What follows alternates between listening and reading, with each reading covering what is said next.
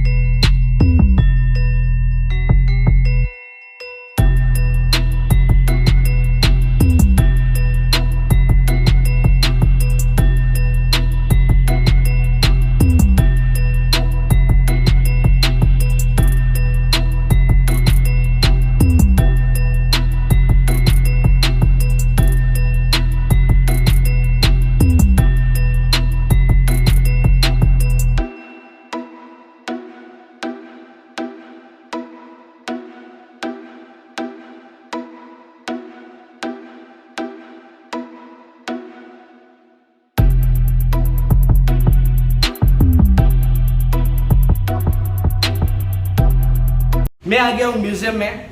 Address मैंने आपको बता ही दिया। मैं स्टार्ट कर रहा हूँ डूंगरपुर के इतिहास से। डूंगरपुर का इतिहास आपको शायद नहीं मालूम होगा या हो भी सकता है, मुझे नहीं मालूम। बट मेरे पीछे जो आप फ्रेम में तस्वीर को देख रहे हैं वो कितने जने पहचान गए। अगर डूंगरपुर से देख रहे हैं तो कितने जने इस फ्रेम में लगी हुई तस्वीर को पहचान गए। डिस्क्रिप्शन में जा करके, कमेंट सेक्शन में जा करके लिख लीजिएगा, देर मत कीजिएगा कि कितने जने जानते हैं। अब मैं इस सस्पेंस को पूरा करता हूं, क्योंकि इनका नाम लेना इसलिए जरूरी था क्योंकि ये डूंगरपुर के इतिहास में पहले ऐसे शख्स हैं जो पूरे विश्व में जाना जाता है। इनका नाम, जी हां, ये हैं डूंगरपुर के रहने वाले लेफ्टिनेंट जनरल नाथू सिंह राठौर, जो गुमानपुरा में रहते थे। पूरा डिस्क्रिप्शन इस बोर्ड की तरफ होगा, आप इसको पोस्ट करके देख लीजिएगा। पर कितने जने जानते थे कि नाथू सिंह जनरल जो डूंगरपुर से थे। इसमें 3 सेक्शन है, आर्मी, नेवी और है एयरफोर्स।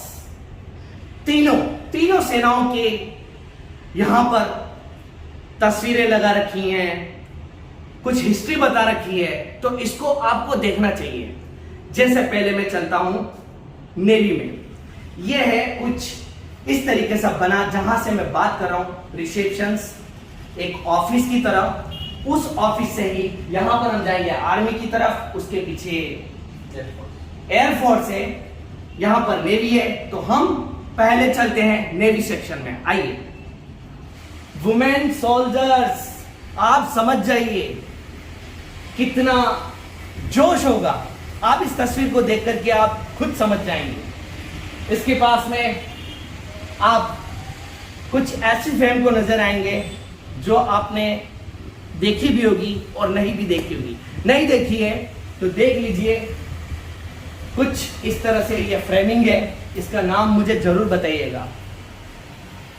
और जब आप एंट्रेंस में सामने आएंगे तो भारत माता की एक फ्रेम में पूरी तस्वीर होगी।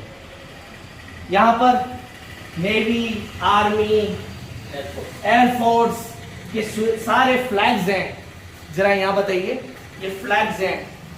इस फ्लैग्स को देख करके आपको आपका मन क्या कहता है? गैलरीज और नेवी जोन में जैसे आप आएंगे, आइए आइए आइए आइए आइए, बस रुक जाइए। अब जो शॉट आने वाला है वो सिर्फ आपको चौंकाने वाला होगा। तो म्यूजिक ऑन किया जाए और इस शॉट को देखा जाए।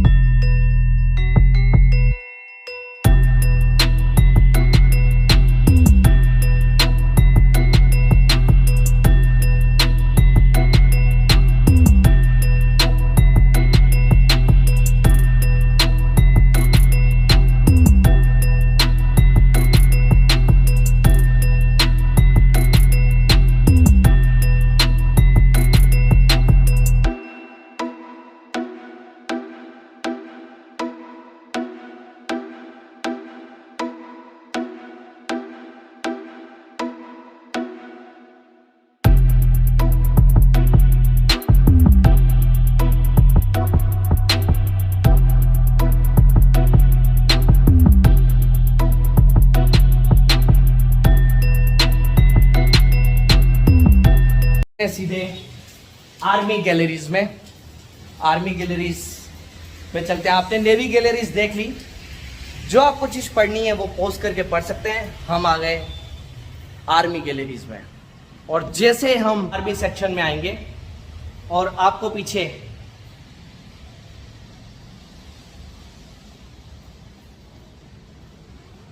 कुछ इस तरह से दिखेंगे, और जस्ट उसके पास आप पढ़ना चाहें तो मैं आगे वीडियो में देने वाला हूं, आप इसको पॉज करके पढ़ सकते हैं।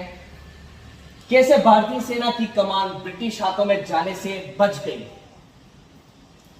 नेहरू, लेफ्टिनेंट जनरल नाथू सिंह राठौड़ और जनरल केरीपा की अनकही कहानी।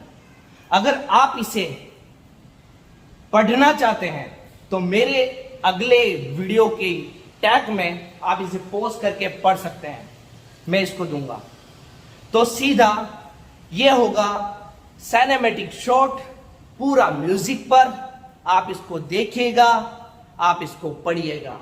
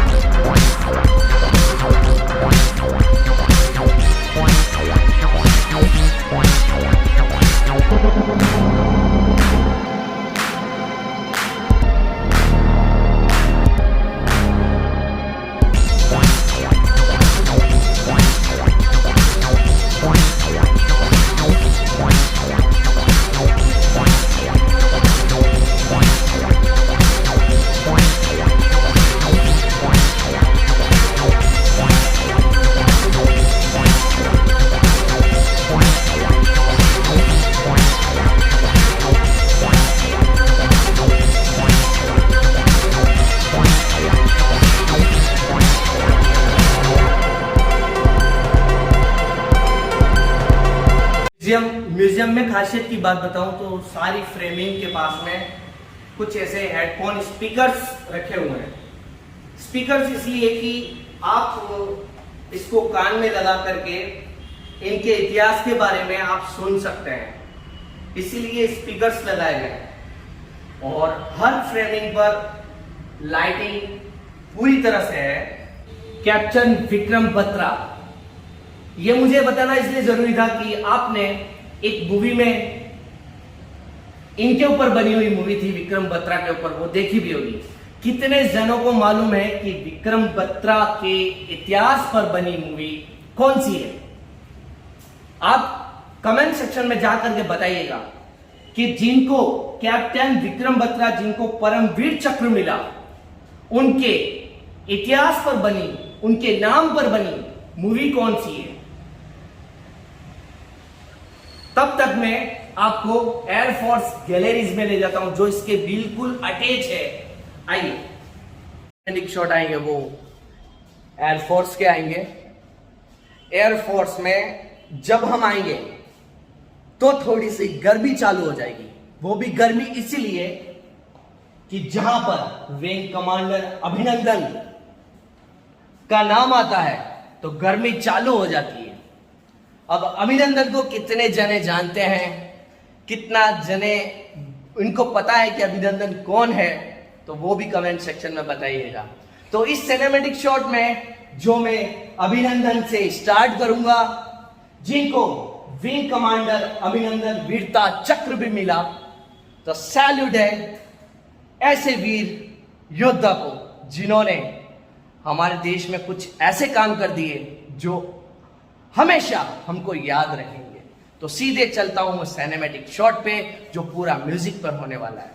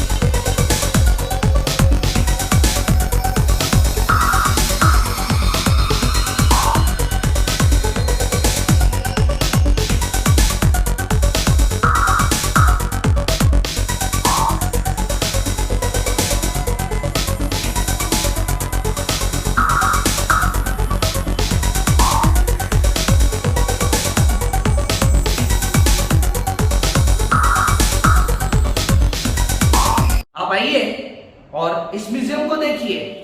टाइम इसका है बताइए 9 से 1 और 2 से 7 बजे।